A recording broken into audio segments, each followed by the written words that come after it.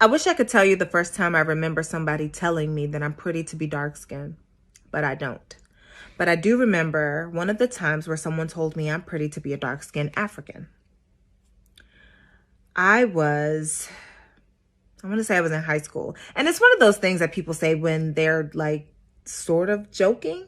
And maybe it was a joke, right? But it was a very poor joke.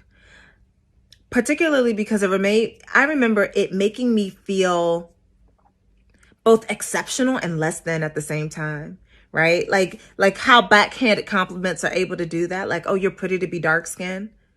Like, baby, I'm pretty, right? Or, oh, you smell good to be African, because that's another one that I've gotten.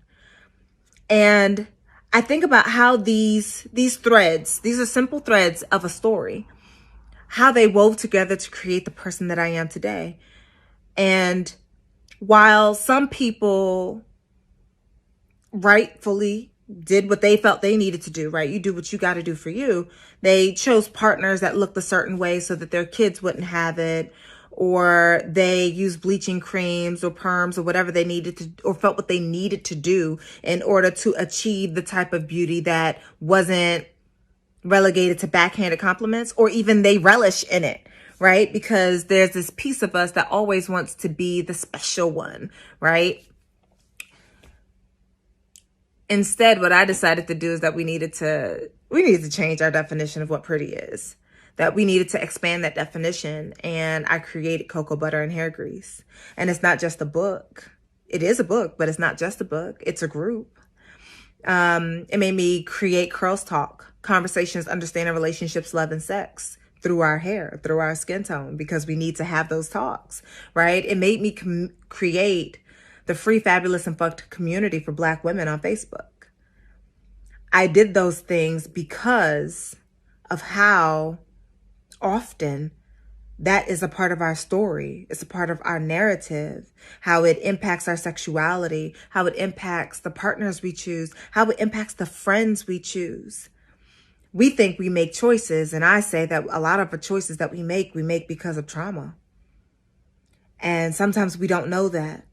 And sometimes we say that we're ready to heal, but we don't want to talk about colorism because we've been told that we'll be divisive, that we're all Black and that we all have one Black experience.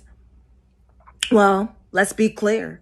The light-skinned Black experience and the dark-skinned Black experience are not the same Black experience. They're both valid, but they're not the same experience. And there is learning and healing that needs to happen on all sides involved. And I am ready for us to do that healing if you are ready to do that healing. And that means that we offer Curls Talk.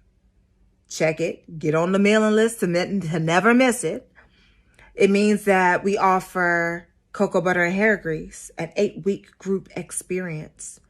And this is about a self journey healing expedition. And you don't have to go by yourself. I know that a lot of us have been taught that you got to do shit by yourself. You always have to do things by yourself to prove that you're big, that you're bad, that you're independent. Let go of independence. Come to interdependence, where you get to have a community. You do things on your own, but you also do things within a community. You don't have to do this shit by yourself.